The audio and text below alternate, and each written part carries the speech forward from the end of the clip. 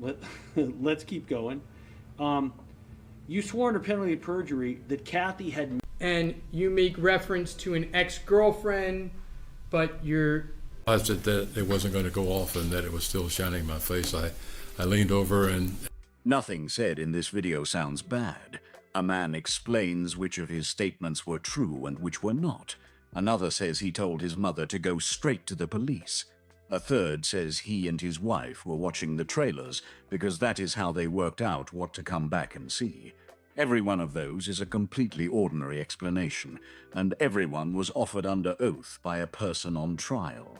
That is what this video is about. Not lies, but the point at which a jury starts asking how many innocent explanations one person should need. All real courtroom tape. We start in Los Angeles. Robert Durst has already conceded that he lied, repeatedly, and about serious things. So the prosecutor asks the obvious follow-up, which is why any particular statement should now be believed. Watch how the answer works. He does not claim to be honest in general, only that this specific thing happens to be true. That is a genuinely difficult position to argue from, and John Lewin simply keeps returning to it. Durst was convicted in September 2021 and sentenced to life without parole. He died the following January. When you said, no, I would tell you the truth. Why would you tell the truth about that, but admit, yeah, I'd lie about these other things?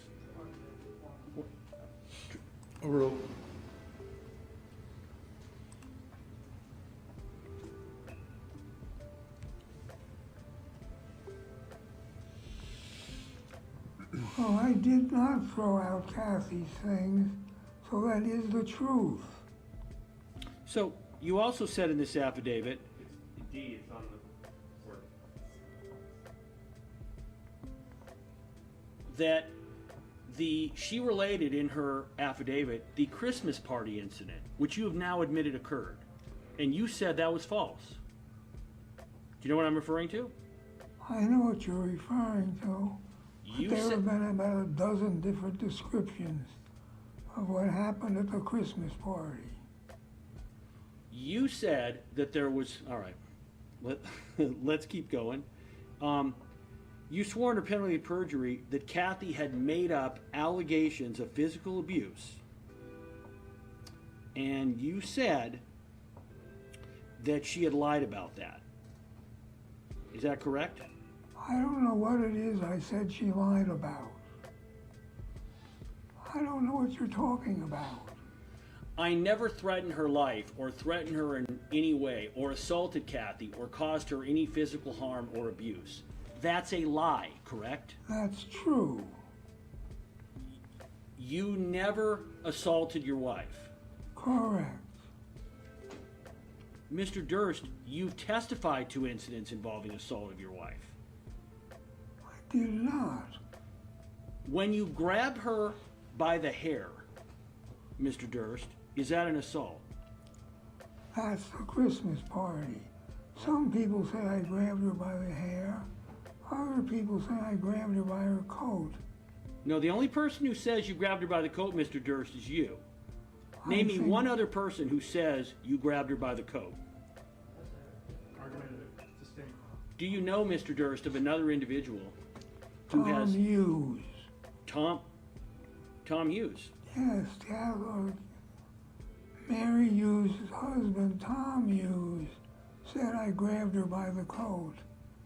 And do you have a statement from Mr. Hughes that says that, Mr. Durst? I think you interviewed him and he said that. Well, then I assume, Mr. Durst, you'd be calling Mr. Hughes to testify to that because it would apparently impeach this alleged assault on your wife at Christmas, correct?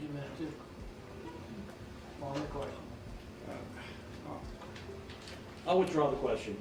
All right.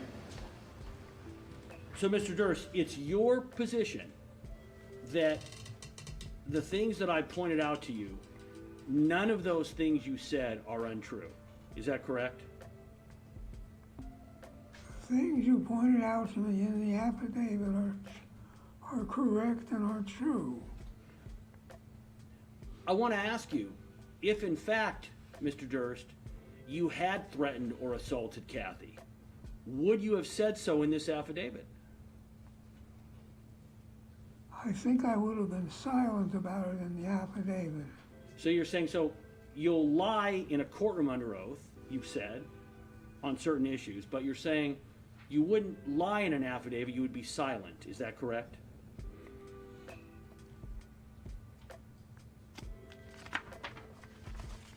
Is that correct? But I did not ever assault Kathy. What happened at the Christmas party, no one would consider to be an assault. Mr. Durst.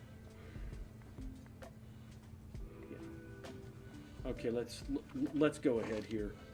Let me find it. One moment. Do you have the clip, please, of the statement about the hair pulling from to Jarecki and Smerling?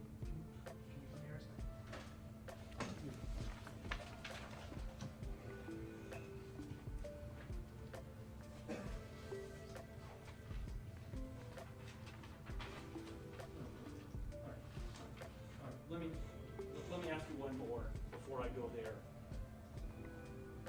It also says in this affidavit that you and Kathy had never discussed divorce. It's on paragraph 4E, Your Honor. Do you see that? No, I don't see it. Where does it say that? At where it says E, at no time did Kathy and I discuss divorce.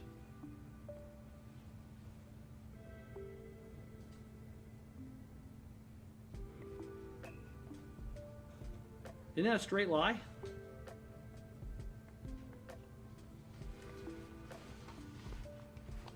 Well, when you discuss it, it implies we never talked about getting a divorce. We never talked about numbers. We never discussed. Yeah, we never talked about getting a divorce. All right, let me just ask you very plainly. Is the statement, at no time did Kathy and I discuss divorce, is that a true or a false statement? It's a true statement. And you believe it's a true statement, even though you've testified on direct examination about lawyers that you both had, about letters back and forth. You've been questioned about settlement negotiations with your wife. There were no questions about settling. All right, let me move on. So let's go to 1 second. RD 047. Is that documented evidence? It has not been admitted yet, but it's been identified. Was it admitted earlier? No, we'll move to admit it. We're not doing it yet, but we Right. we will be doing so. Yes, of course. This is going to be RD 047. This is from 12/11/2010, page 30, line 21 to page 31, line 4.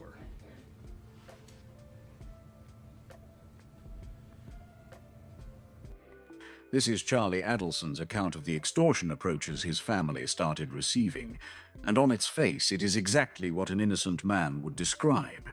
He says he told his mother that somebody was trying to blackmail her and that she should go straight to the police.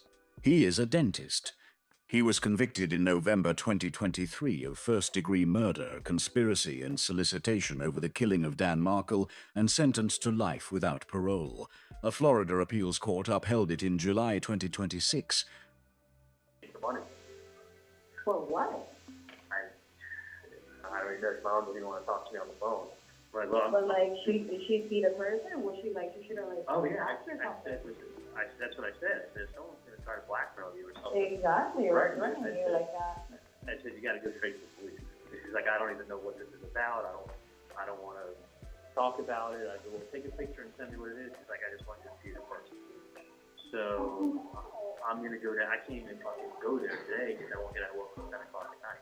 Yeah. So she's like, just, Was Elizabeth stalking your mom? I don't even fucking know. I don't know what's going on, what my mom's involved. I mean, you didn't do anything with my mom. I mean, yeah. Who would I do going on?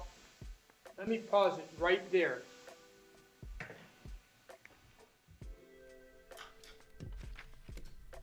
You say, and I quote, I mean, you didn't do anything with my mom.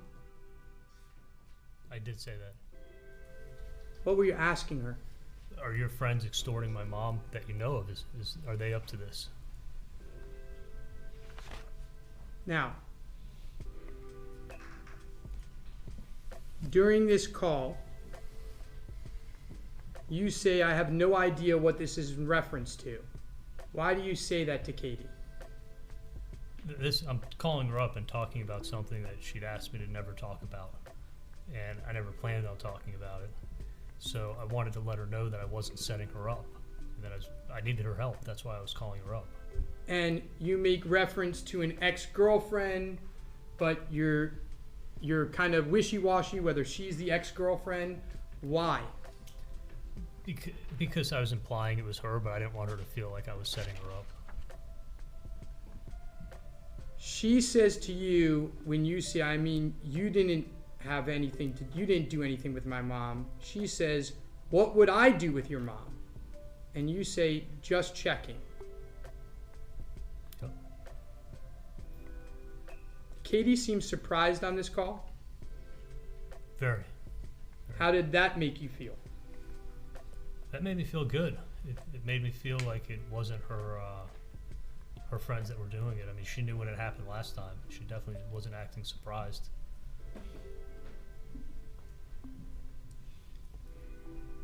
What was your level of concern at this point in time?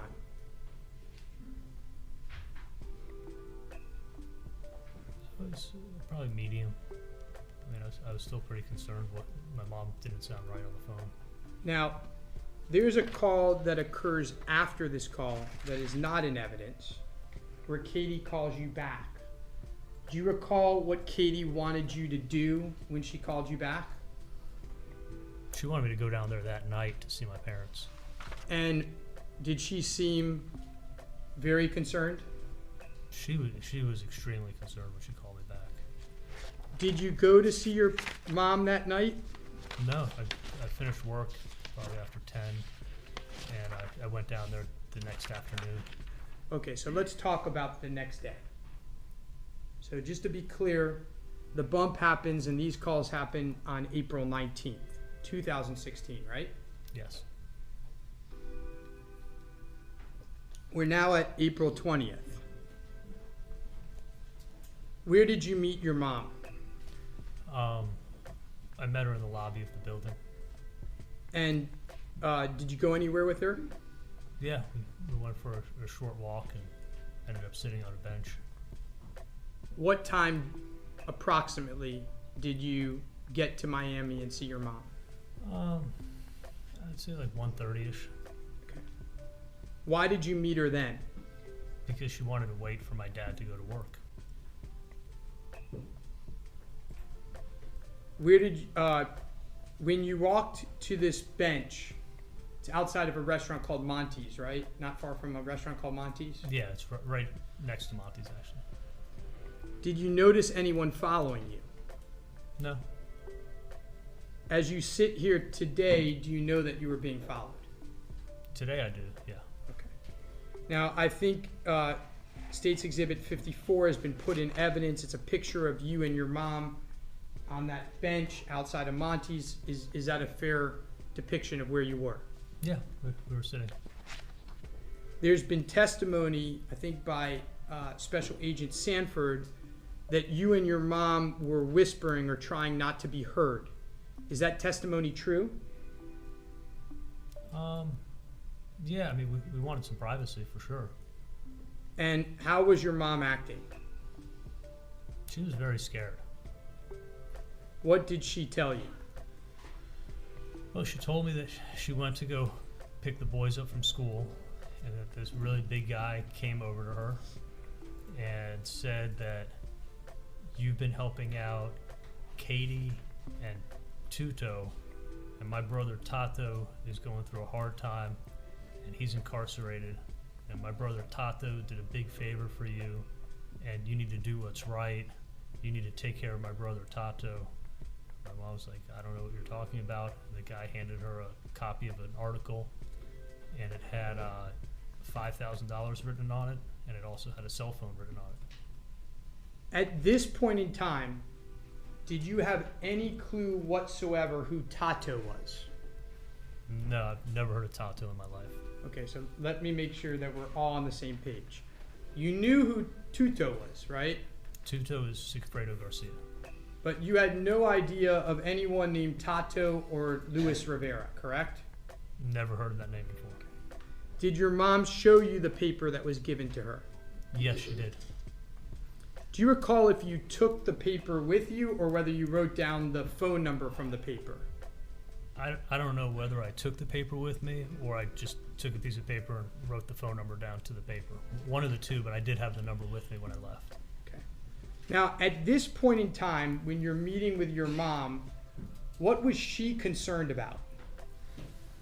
I mean, she was concerned that she was going to get hurt and that they were going to hurt her and then someone else in the family was. And the most ordinary explanation of the three, Curtis Reeves is asked what he and his wife were doing before any of it started, and the answer is that they were watching the previews, because that is how they decided which films to come back for. It is the kind of detail nobody would invent. Chad Olson died in that cinema in 2014. Reeves, a retired police captain, said he acted in self-defense, and in February 2022, a jury acquitted him. And so the previews start, the announcement has already come on, and were you looking at the previews? Yes, sir, And was your wife, Mrs. Reeves, also looking at the previews? as far as I know. And why were you looking at the previews? Well, that's kind of how we decide what shows we're going to see. We kind of look at the trailers To see what's coming? to see what's coming, and then we'll decide whether or not we want to come. At some point in time while you were viewing those previews, did you notice a light shining in the theater? Yes, sir, I did. I noticed off to my right, over who turned out to be Mr. Olson's left shoulder, was a cell phone. And was that light shining on you? It was shining in my face. Yeah, I tried to adjust my seat position, but it was still shining in my face. What did you do at that point? I waited for a while after they started because I don't know how long. I waited to see if he would put it away, if he was interested in what was on the screen or not, and it never went away. And so what did you do, realizing that it was not going to be turned off as the announcement had requested of all patrons? Let's keep our cell phones off, please. When I realized that it wasn't going to go off and that it was still shining in my face, I leaned over and requested that he turn his phone off. I said, "Would you mind turning your phone off, sir?" Okay. And so when you're saying leaned over, you were seated in your seat. Yes, sir. And tell the ladies and gentlemen what you mean by leaning over. Well, when you're in a theater like that, I don't know how far apart we were, but I wasn't communicating with anybody but this gentleman. So I would lean over and get a little bit closer to him so that I didn't have to yell at him, and I just asked him if he'd put his phone away. Okay. At that point in time, were the previews playing? Yes, sir. Were the previews loud? Loud, and the lights had gone down. It was darker, but that's what I remember. Okay. And so what response did you get from Mr. Olson when you leaned forward to tell him, that was quietly you said? Yes, sir. To please turn his phone on? It was a fuck off, get the fuck out of my face was the response that I got back. He was facing away from me, but he was saying it loud enough to where I heard it. So what did you do at that point? I sat back in my chair and still thinking that he might put it away. Did you overhear some additional conversations after that statement was made to you? I heard him talking because he was talking loudly, and I think he was talking to his wife or maybe to the theater in general because it was loud, and I perceived that his wife had reached over with one of her arms, and my thought was that she was probably trying to get him to quiet down. Okay. And so what are you doing at this point in time? Are you just seated back? Yes, sir. I waited to see if he was going to turn his phone off. Did you attempt to try to hear what was being discussed between Mr. Olson and his wife? No, sir. I don't think I did.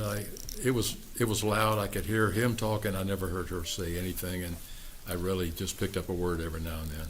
Okay. So, how long do you think you waited before you decided to leave the theater? I think somewhere between right around 3/4 of a minute, I guess, half a minute, 3/4 of a minute.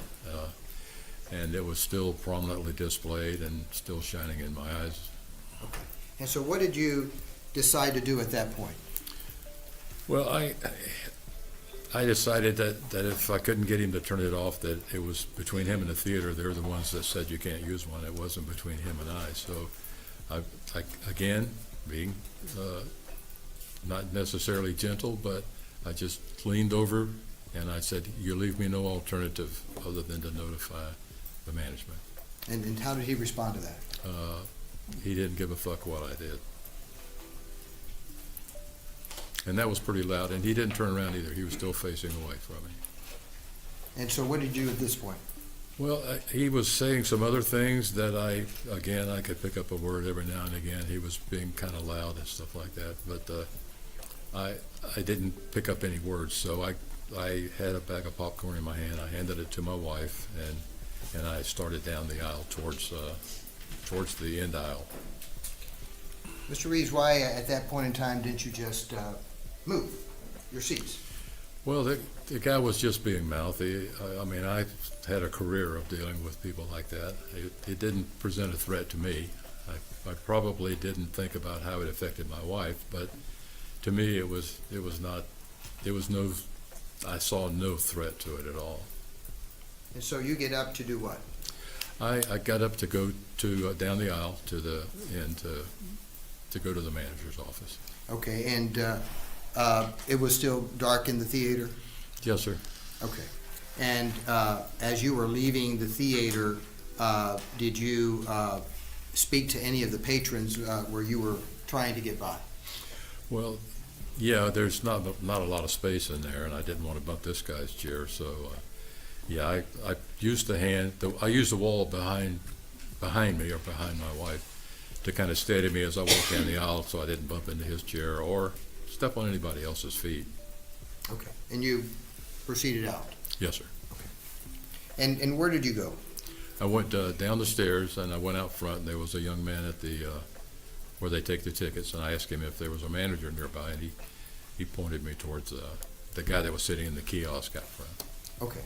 And so when you get to the individual that was at the kiosk out front, was there somebody else that was speaking to that manager at the time? Yes, there was a lady standing. 3 ordinary explanations and 3 juries that had to decide what to do with them. It is worth holding on to the fact that one of these men was acquitted, because it is the cleanest demonstration of the point. An innocent explanation is not worth less because a prosecutor finds it convenient, and a jury that heard far more than we have decided exactly that. Everything here is public record courtroom tape. Subscribe for more real case files, told with respect for the people at the center of them.